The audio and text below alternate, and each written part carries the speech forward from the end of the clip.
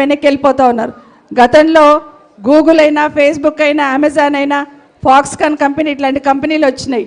కానీ ఈ ప్రభుత్వం వచ్చినాక పట్టించుకున్నందుకు కంపెనీలంతా వెనక్కి వెళ్ళిపోతున్నాయి. కాబట్టి యూత్ అందరూ కూడా బాగా ఆలోచించాలి. గత 10 సంవత్సరాల పాలనకి, రేవంత్ రెడ్డి గారి పాలనకి ఖచ్చితంగా బేరీజ్ వేసుకోండి. బేరీజ్ వేసుకొని ఈ రాష్ట్రం బాగుపడాలంటే, ఈ రాష్ట్రంలో అన్ని వర్గాల ప్రజలకి వాళ్ళ ఆశలు నెరవేరాలంటే మళ్ళీ కేసీఆర్ రావాలి. కేసీఆర్ వస్తేనే ఈ రాష్ట్రానికి శ్రీరామ రక్ష. కేసీఆర్ గారు వస్తేనే మన రాష్ట్ర ప్రతిష్ట పెంచే ప్రయత్నం చేస్తారు. ఉన్న 10 సంవత్సరాలు కేసీఆర్ గారు మన రాష్ట్ర ప్రతిష్ట ఎవరెస్ట్ శిఖరం మీద పెట్టేస్తే 2 సంవత్సరాల్లో రేవంత్ రెడ్డి గారు చదపాతాలను పడేశారు. ఎందుకంటే ధ్వంసం చేశారు. ఒక రకంగా కేసీఆర్ గారు అభివృద్ధికి పెద్దపీట వేస్తే ఈయన విధ్వంసం చేస్తూ రాష్ట్ర ప్రతిష్ట భ్రష్టు పట్టిస్తున్న సందర్భంలో మీరందరూ కూడా బీఆర్ఎస్ పార్టీలోకి రావడం చాలా చాలా చాలా సంతోషం అని కూడా మీకు అందరు తెలియజేస్తూ ఒక మాట చెప్తుంటారు. 2 సంవత్సరాల్లో ఏమి వింటున్నాము? నోరిప్పితే కేసీఆర్ గారు జపం చేయకుండా ఈ కాంగ్రెస్ పార్టీలో బతకలేరని అర్థమైపోయింది. ఎవరు మాట్లాడినా కేసీఆర్ కేసీఆర్ కేసీఆర్ కేసీఆర్, ఇంకొక మాట మాట్లాడారు అంటే కేసీఆర్ గారి జపంతోనే మొదలు పెడతారు. మనకందరికి తెలుసు, హిందువులు అందరం కూడా పూజ చేస్తే ఏం చేస్తాం? పూజ చేస్తే ఏం పూజ చేస్తాం? ఫస్ట్ చెప్పండి అమ్మా, మీరు చెప్పాలి. వినాయకుడు పూజ చేస్తాం. అట్లాగే రేవంత్ రెడ్డి గారు మైక్ పట్టుకోగానే ఏం చేస్తాడంటే కేసీఆర్ గారు జపం చేసి పెయింటింగ్ మొదలు పెడతాడు.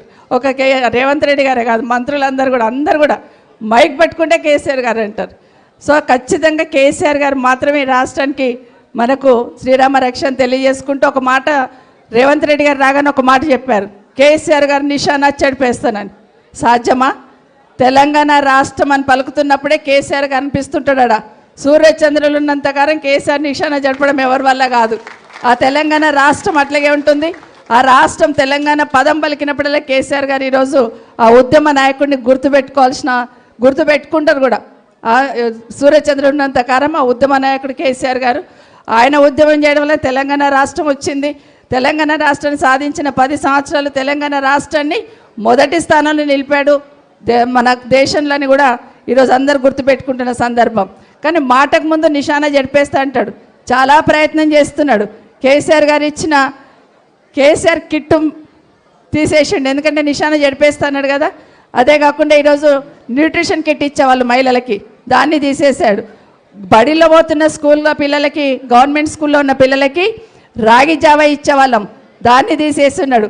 కుల వృత్తుల పెద్దపీట వేస్తూ గొర్రెలు పథకాన్ని తీసుకొచ్చారు, దాన్ని తీసేస్తున్నాడు. ఇట్లా చెప్తూ పోతే చాలా కార్యక్రమాలు. బతుకమ్మ చీర తీసేసిండు, ఇఫ్తార్ విందులు క్లోజ్ చేసేసిండు.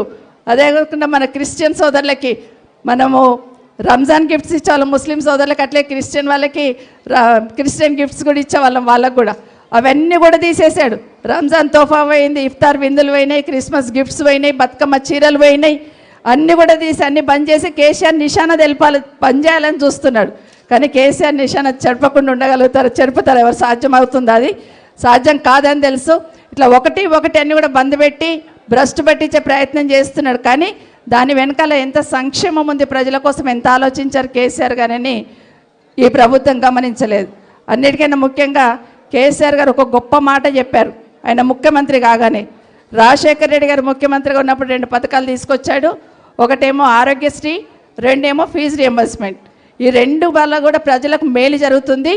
కాబట్టి నేను కూడా ఆ 2టిని కంటిన్యూ చేస్తా అని చెప్పాడు కేసీఆర్ గారు. అంత గొప్పగా ఆ రోజు పేరు చెప్పాడు. కానీ ఈరోజు రేవంత్ రెడ్డి ఏం చేస్తుండంటే ఒకసారి కేసీఆర్ నిశానా జరుపుతున్నాడు, ఇంకోసారి ఈరోజు ఫీజు రియంబర్స్మెంట్ ఇవ్వకుండా కాలేజీలు బంద్ చేస్తామంటే కూడా చలనం లేదు. 10 లక్షల మంది పిల్లల భవిష్యత్తు అగమ్య గోచరంగా అవుతుంది. కాలేజీలు బంద్ చేస్తాం, ఫీజు రియంబర్స్మెంట్ మాకు ఒక 1000 కోట్లన్నా ఇవ్వండి, 10,000 కోట్లు కాదు, మీరు బకాయిలు పెట్టుకున్న దాంట్లో 1000 కోట్లు ఇవ్వమంటే కూడా ఈ ప్రభుత్వంలో చలనం లేకపోతే వాళ్ళు ధర్నా చేస్తుంటే కూడా కనీసం ప్రభుత్వం నుండి స్పందన లేదు. అంటే ఒకటి ఏం ఆలోచించిండంటే రేవంత్ రెడ్డి గారు, ఒకసారి కేసీఆర్ నిశానా జరిపేయాలి, రెండో సైడ్ రాజశేఖర్ రెడ్డి నిశానా జరిపేయాలని చూస్తున్నాడు. ప్రజలు ఏమనుకుంటున్నారంటే రేవంత్ రెడ్డి నిశానా ఎప్పుడు జరిపేయాలని ఎదురు చూస్తున్నారు.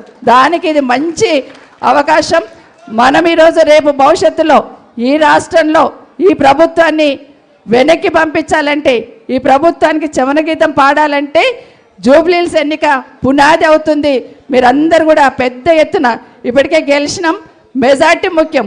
ఆ మెజార్టీ ఎవ్వరు ఊహించినంత మెజార్టీ రావాలి. మీరందరూ కూడా బీఆర్ఎస్ పార్టీకి ఓటు వేయించి గెలిపించమని అందరికి చెప్పమని మరొకసారి తెలియజేసుకుంటూ ఇటు గౌతమ్ యాదవ్ని కానీ నాగేష్ ముద్రాజుని కూడా అందరిని కూడా మరొకసారి మనస్ఫూర్తి అభినందిస్తూ తను చెప్పింది ధనుజ మీరే కదా, ఒక్కొక్కరు ఒక్కొక్క కేసీఆర్ కావాలి, మీరు ఒకరొకరు ఒక్కొక్క కేసీఆర్, మా అమ్మలందరూ కూడా మీరే నిలబడ్డారు అనుకొని ఈరోజు మనం బీఆర్ఎస్ పార్టీకి ఓటేపిద్దాం. 2500 ఇవ్వాలి కదా, 2500 ఇచ్చిన దాకా నెలకు 2500 ఇస్తా అన్నాడు. మరి ఆ 2500 ఇచ్చినాకనే ఓటు అడగమని చెప్పండి మీరందరూ.